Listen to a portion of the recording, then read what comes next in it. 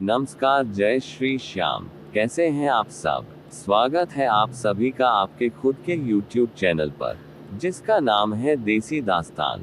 मैं प्रवेश वर्मा एक बार फिर हाजिर हूँ एक और नई कहानी के साथ। मेरी इन दिनों थोड़ी तबीयत खराब है, तो प्लीज़ थोड़ा मैनेज करिएगा।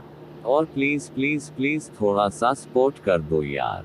एक लाइक और सब्सक्राइब में आपका क्या जाएगा।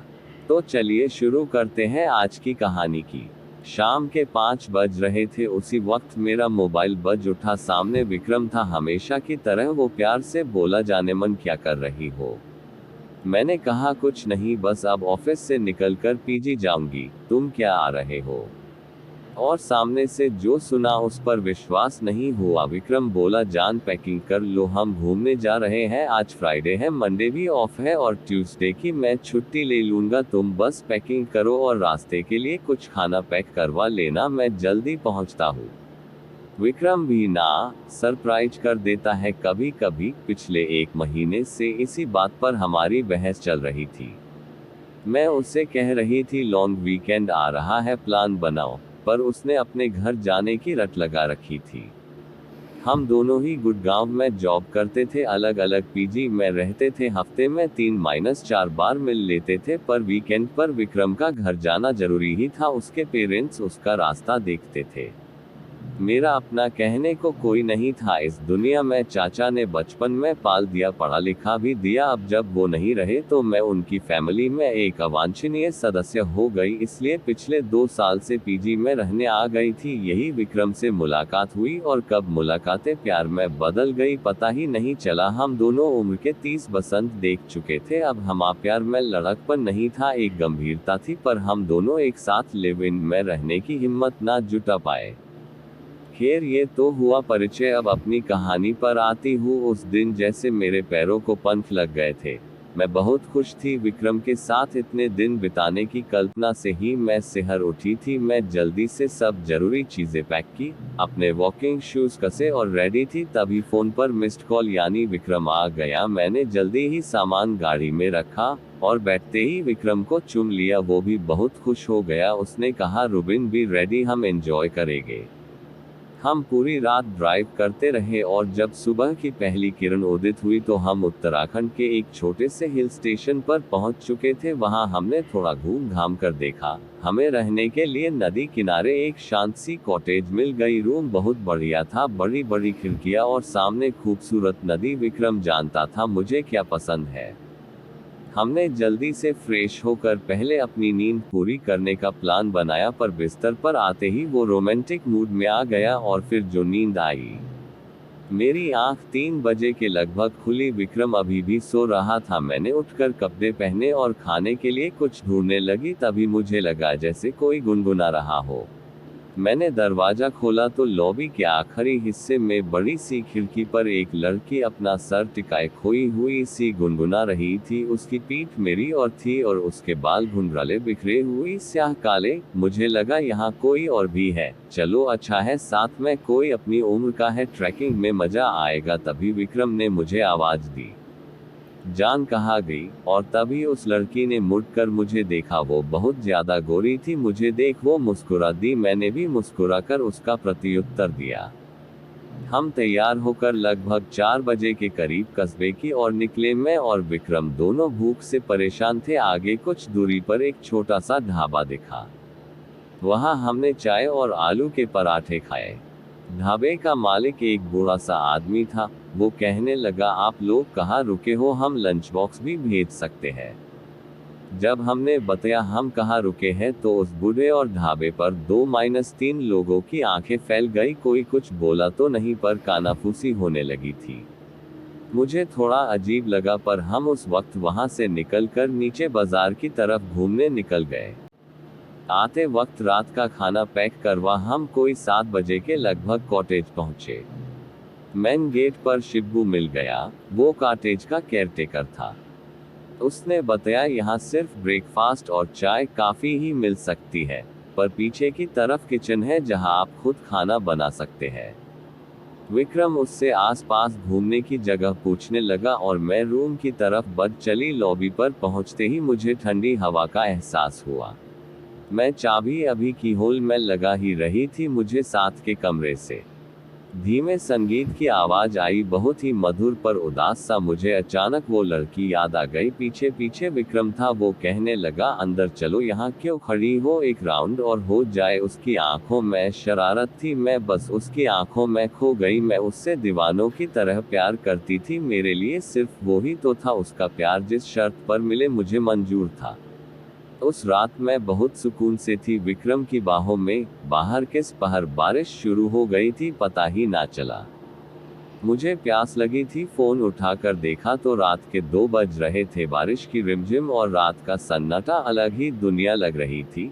मैंने विक्रम को देखा, वो किसी छोटे बच्चे की तरह सो रहा था। मैंने उठकर खिड़की खोली और बारिश की बूंदों को अपने चेहरे पर महसूस करने लगी।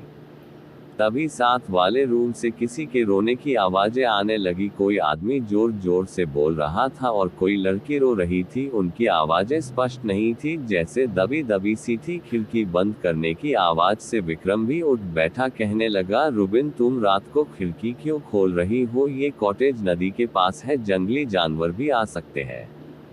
मैंने तब दिन में मिलने वाली वो बिखरे बालों वाली लड़की का जिक्र किया। मेरा ख्याल था वो कोई विदेशी है। विक्रम बोला, उन्हें छोड़ो, कल तुम्हें एक वाटरफॉल पर ले जाऊंगा, अभी इधर आओ और मुझसे लिपट जाओ। सुबह बड़ा फ्रेश मूड था, हम जल्दी से नाश्ता करके वाटरफॉल की तरफ निकल पड़े। जाते जाते शिब्बू ने कहा, आप वाटरफॉल नीचे से ही देखिएगा, ऊपर चोटी पर मत जाएगा, उस चोटी से फिसलकर बहुत लोग जान गंवा चुके हैं। लगभग 3 किलोमीटर की ट्रैकिंग करके हम उस वाटरफॉल तक पहुंचे। वहां काफी चहल पहल थी, पर्यटकों के साथ साथ लोकल लोग भी थे। संडे जो था वाकई बहुत खूबसूरत जगह थी, हम भी वहां फोटो लेने लगे। वहां पर एक छोटा सा लड़का लगभग जला हुआ पतीला, मैगी और कुछ कोल्ड ड्रिंक की बोतलें लिए बैठा था। विक्रम ने उसे कहा, मैगी के साथ साथ चाय पिला सकते हो, उसने हाँ में सर हिलाया। विक्रम उससे बातें करने में व्यस्त हो गया। मैं कैमरा ले थोड़ा और ऊपर को चढ़ने लगी। एक पतली सी उबड़ खाबड़ पगडंडी सी थी जो वाटरफॉल के साथ साथ चल रही थी। मुझे लगा जहां विक्रम बैठा है उसके शॉट ऊपर से जाकर लिया जाए, वाटरफॉल की बढ़िया पिक्चर आएगी। अभी थोड़ा आगे ही बढ़ी थी कि अचानक वो उलझे बालों वाली लड़की मुझे अपने आगे दिखाई दी। वो बहुत तेजी से आगे बढ़ रही थी, मैं लगभग भागते हुए उसके पास पहुंची। मैंने हाथ आगे बढ़ाया ही था को वो पलटी, मैं सकपका गई। मैंने कहा, हेलो, वो मुस्कुरा दी। मैंने बात आगे बढ़ाते हुए कहा, आर यू अलोन हियर। उसने ना मैं सिर हिलाया। उसका चेहरा गोल और बहुत गोरा था, पर आंखें एकदम काली, उसके बालों की तरह। वो बेहद खूबसूरत थी। मैंने उससे पूछा, वेयर आर तारांकन, तारांकन, तारांकन, तारांकन, तारांकन, तारांकन, तारांकन। इस बार वो धीमी आवाज में बोली, मैं भी भारतीय ही हूँ। मैंने कहा, ओह, मुझे लगा आप विदेशी हो। वो हल्के से हंस दी। तभी मुझे ढूंढता हुआ विक्रम आ गया। मैंने परिचय करवाया, मैं रुबिन और मेरे हस्बैंड विक्रम। मैं झूठ बोल गई, उसने अपना नाम सारा बताया। विक्रम ने चाय पीने का ऑफर दिया पर उसने मना कर दिया। वो चोटी की और बढ़ चली। जाते जाते विक्रम ने उसे भी कैफल कहा। वो पलटी और मुस्कराते हुए हाथ हिला दिया। हम लगभग 2 घंटे वहीं बैठे रहे पर सारा वापस नीचे की ओर नहीं आई। मैंने कहा, चलो बाजार घूम आते हैं, पर विक्रम का मूड कुछ और था। हम वापस कॉटेज पहुंचे। वापसी के सारे रास्ते विक्रम शरारत करते हुए आया था, कभी गले लगा लेता, कभी चुम लेता, कभी गोदी में उठा लेता। मुझे लग रहा था काश यह वक्त यही रुक जाए, हम हमेशा यही रह जाए। जब मेरी नींद खुली विक्रम बिस्तर पर नहीं था। मैं कपड़े पहनते हुए उसे आवाज देने लगी पर कोई जवाब नहीं आया। विक्रम कहीं भी नहीं था। तभी बाहर लॉबी में कुछ आवाज आई। मैंने दरवाजा खोला तो विक्रम बाहर उस खिड़की के पास खड़ा था जहां मैंने सारा को पहली बार देखा था, उसी तरह सर टिकाए हुए बाहर देखते हुए। जनाब, कहाँ खो गए? विक्रम पलटा और बोला, मुझे कोई उदास सी धुन सुनाई दी। उसका पीछा करते करते यहाँ आ गया। साथ वाले दरवाजा हल्का सा खुला हुआ था। मुझे जिज्ञासा हुई, सारा वापस आई कि नहीं। मैंने देखा तो रूम बिल्कुल खाली था, पलंग पर एक भी सिलवट नहीं, पर्दे लगे हुए। मुझे लगा सारा शायद चली गई। हमने डिसाइड किया आज डिनर खुद ही बनाएंगे। विक्रम ने शिब्बू से चिकन और वोडका ले आने को कहा। हमने कॉटेज के आंगन में आग जलाई, साइड में ही चूल्हा मंगा लिया। वोडका देख शिब्बू भी हमारे साथ बैठ गया। मैं चिकन पकाने लगी। रात बढ़ती जा रही थी। शिब्बू 2 पैग लगाने के बाद सिटी हो गया था। कहने लगा, बाबूजी हमें भी दिल्ली ले चलो, अपने पास रख लेना, सेवा कर देंगे। विक्रम उसे समझने लगा, अरे तुम तो जन्नत में रहते हो, यहाँ काम भी कम है, आराम से रहो। आज तो कॉटेज में हम अकेले ही गेस्ट हैं। शिब्बू ने कहा, साहब पिछले कुछ महीनों से आप ही अकेले गेस्ट हो। मैं और विक्रम एक दूसरे की शक्ल देखने लगे। हमने कहा, अच्छा एक कपल और भी था हमारे साथ वाले रूम में। आदमी को तो देखा नहीं, पर लड़की से मैं कॉटेज और फिर वाटरफॉल पर भी मिली। क्यों झूठ बोलते हो? शिब्बू का चेहरा सफेद पड़ गया। वो कुछ नहीं बोला। विक्रम ने कहा, क्या हुआ? शिब्बू अपना गला साफ करते हुए बोला, साहब मैं अपनी माँ की कसम खाता हूँ, आप यहाँ अकेले ही गेस्ट हो। आप आ गए, नहीं तो मैं खुद अपने गांव जाना वाला था। मैंने कहा, फिर वो लड़की कौन थी? कहाँ से आई? शिब्बू ने बताया, इस कॉटेज के बारे में बहुत कहानियाँ फैली हुई है।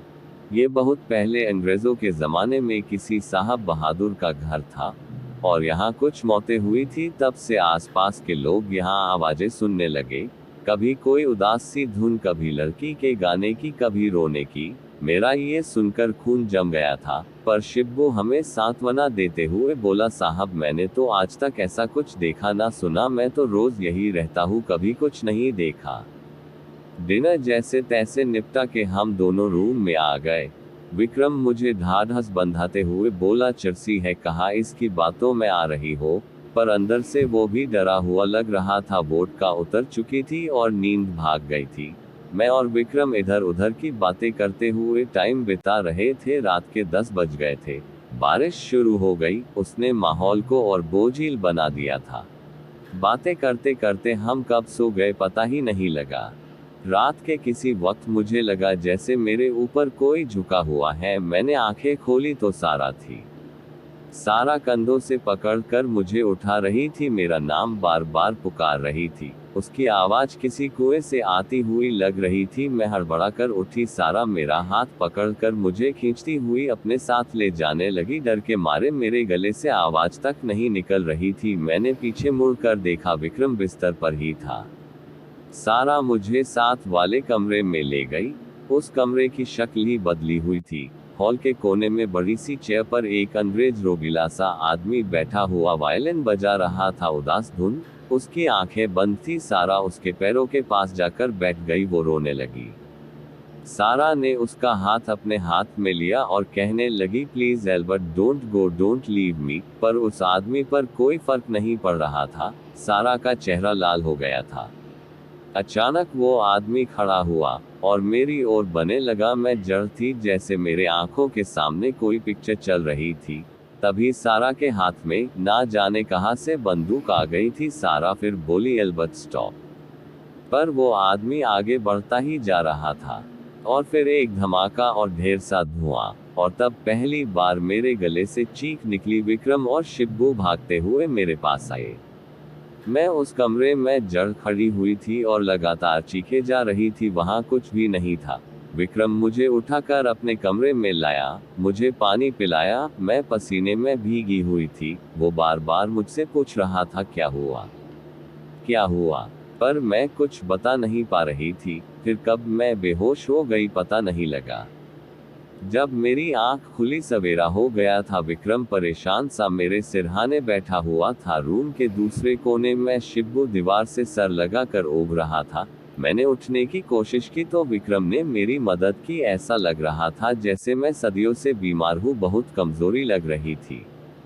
शिब्बू को विक्रम ने काफी बनाकर लाने को कहा, फिर मुझे बाहों में भरते हुए कहा, क्या हुआ था? रूबेन, तुम रात को वहां क्यों चली गई थी? मैंने सारी बात बता दी। विक्रम सुनकर सन रह गया। उसने जैसे तैसे पैकिंग की, मुझे सहारा देकर तैयार करवाया और हम निकल पड़े कॉटेज से। जैसे जैसे दूर जा रहे थे, मेरे शरीर में जैसे जान आती जा रही थी। हम बाजार में पहुंच गए। विक्रम ने उस छोटे से ढाबे पर गाड़ी रोक दी। वो बुड्ढा चाय बना लाया विक्रम और मेरी सफेद शक्ल देखकर वो बोला, साहब हम तो पहले ही दिन आपको बताने वाले थे, पर शहर के लोग ऐसे बातों को कहाँ मानते हो। फिर जो उसने कहानी सुनाई वो इस प्रकार थी। ये बात उस जमाने की है जब अंग्रेज भारत छोड़कर जाने वाले थे। ये कॉटेज अंग्रेज अफसर एल्बर्ट केथ की थी। उसकी फैमिली इंग्लैंड में थी। वो लगभग 40 साल का हट्टा कट्टा आदमी था। कुछ साल पहले वो बंगाल से एक एंग्लो इंडियन लड़की सारा को अपने साथ ले आया था। वो बेचारी उससे बहुत प्यार करती थी, पर जब अंग्रेज भारत छोड़कर जाने लगे तो एल्बर्ट सारा को छोड़कर जाने लगा। उसे वो साथ कैसे ले जाता। इंग्लैंड में उसकी बीवी और 4 बच्चे थे। सारा सारी जिंदगी जिसे प्यार समझ रही थी वो तो बस मन बहलाव था। उसने बहुत कोशिश की एल्बर्ट ना जाए, पर वो ना माना और फिर सारा ने उसे गोली मार दी और खुद वाटरफॉल से छलांग मारकर आत्महत्या कर ली। तब से ही उनकी आत्मा भटक रही है। मैं सारे रास्ते यही सोचती हुई आई कि क्यों सारा ने मुझे चुना। क्या वो कुछ बताना चाहती थी, मुझे इशारा करना चाहती थी। जब गुड़गांव करीब आने लगा तो मैंने विक्रम को कहा, क्या तुम भी मुझे छोड़ तो नहीं जाओगे, हमारे रिश्ते का भी तो कोई नाम नहीं। विक्रम मेरी और हैरानी से देखने लगा। वो कुछ नहीं बोला। जिंदगी वापस आकर फिर बिजी हो गई। एक शाम मेरा फोन बजा। हेलो जानेमन, रेडी हो जाओ, मम्मी पापा आ रहे हैं। उलझे बालों वाली लड़की ने मेरी जिंदगी सुलझा दी थी।